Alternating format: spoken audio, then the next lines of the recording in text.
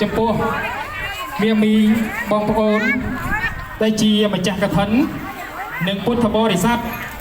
ដែលមានវត្តមាននៅក្នុងអារម្មណ៍ឋានវត្តពាមមួនថ្មីបីកិច្ចចាប់ផ្ដើមពិធីកិច្ចបន្តសូមគោរពអញ្ជើញអ្នកទាំងអស់គ្នាតានៅរបាំជូនពរដែលសម្ដែងដោយក្រុមសិល្បៈនៃវត្តពាមមួនថ្មី Kính thưa quý lãnh đạo, kính thưa các vị sư, các mạnh thường quân và bà con Phật tử đang có mặt tại chùa Pembuôn Thmây. Trước khi bắt đầu bước vào các nghi thức trong buổi lễ ngày hôm nay, xin mời toàn thể quý vị sẽ cùng thưởng thức điệu múa rô băm chúc phúc